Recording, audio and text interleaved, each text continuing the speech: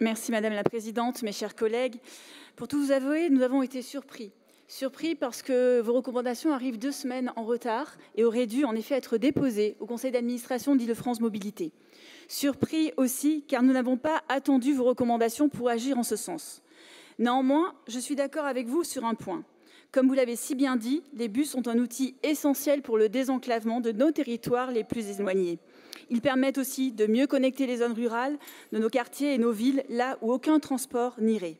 Ce sont aussi les moyens les plus inclusifs, en effet, pour les personnes PMR, les personnes âgées et les familles avec poussettes.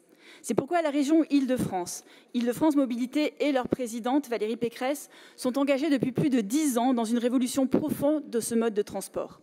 Notre ambition est double, maintenir une qualité de service pour tous et moderniser notre flotte de bus pour la rendre plus fiable, plus propre et plus accessible.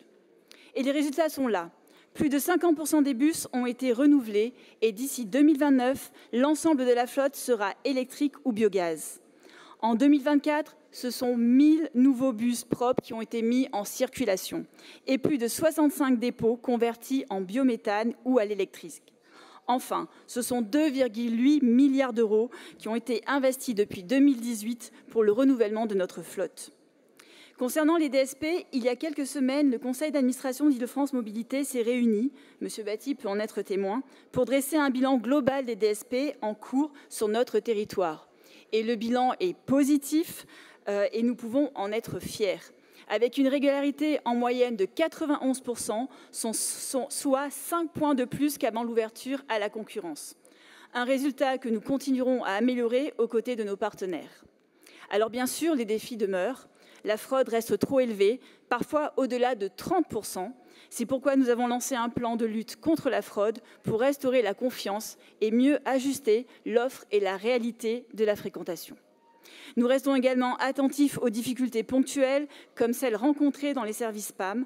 Sous l'impulsion et la volonté de Pierre Denisot, nous prenons toutes les mesures nécessaires pour que le PAM soit un service de qualité, efficace et de confiance pour les usagers. Île-de-France Mobilité suit d'ailleurs la situation de près et n'a pas encore levé la mise en demeure de l'opérateur concerné.